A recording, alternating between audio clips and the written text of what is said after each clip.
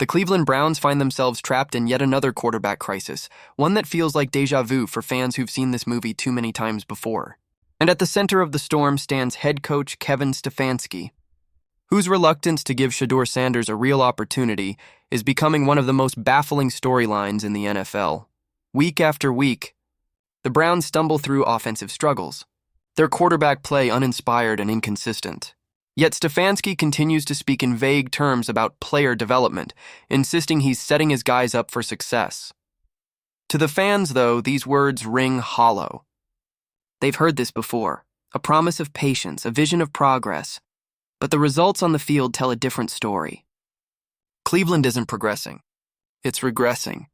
And in the middle of this regression sits a young quarterback who might just hold the key to everything.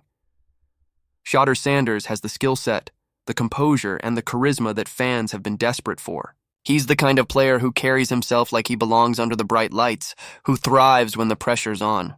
Yet, for reasons that no one fully understands, Stefanski refuses to give him a real shot. In his latest press conference, the coach doubled down on the idea that Sanders is still developing, that it's all part of a long-term plan. But what kind of plan keeps your most promising talent glued to the bench while the team continues to spiral? What kind of message does that send to a fan base that's been promised change for years but continues to get the same results? It's as if Stefanski believes that keeping Shedeur in the background somehow protects him. But in reality, it's hurting both the player and the team. The Browns don't have the luxury of waiting anymore. Their defense is elite, their roster is deep, and the window to win is now. Every wasted game, every missed opportunity, chips away at the foundation they've tried to build. Fans see it, analysts see it, and even the players are beginning to sense it. The so-called developmental project narrative just doesn't hold up when you're watching the same mistakes repeat themselves week after week. Stefanski insists that his decisions are rooted in caution, in doing what's best for the players. But when that caution turns into paralysis, when it becomes an excuse to avoid making the hard call, it's no longer about development, it's about fear. Fear of being wrong, fear of losing control, and fear of letting a young quarterback define your coaching legacy. That's what's happening in Cleveland right now. The team is stuck because the man in charge is afraid to take the risk that could finally set them free. Meanwhile, comparisons keep piling up. Take Quinn Judkins, for example. A player who didn't even get a full training camp yet has been thrown into the fire and still managed to perform. If Judkins can handle the pressure and adapt on the fly, why can't Shedeur? The double standard is glaring. Stefanski's selective confidence has turned into a talking point among analysts, many of whom are starting to question whether this is truly about player readiness or about control. Dan Orlovsky didn't hold back in his reaction to Stefanski's handling of the situation. On air, he called it disappointing that Shadur Sanders hasn't even been named QB2, especially when there's no real competition for the spot. His frustration mirrored that of the fans. The confusion over how a player with Shedur's potential continues to be overlooked in favor of mediocrity. Orlovsky questioned what the Browns' front office had planned for this season in the first place. Wasn't this supposed to be the year of evaluation?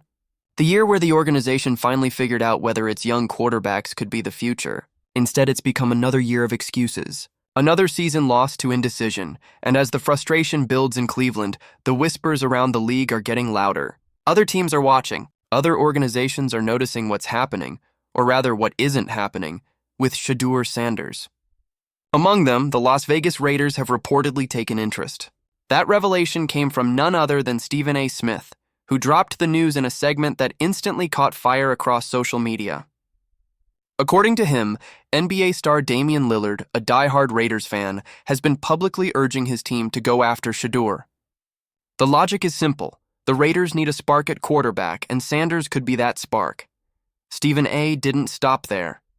He painted a vivid picture of what that move could look like. Shadur Sanders, under the bright lights of Las Vegas, commanding an offense with swagger and confidence, feeding off the energy of the crowd. He described Sanders as built for the spotlight, a player who doesn't shrink from pressure but thrives in it. To him, a trade to the Raiders wouldn't just be good for Shedeur, it would be the moment his career truly begins. And honestly, it's hard to argue with that.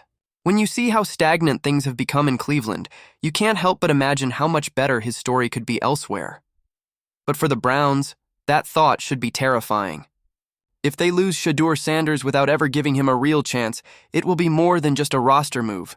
it will be a defining failure.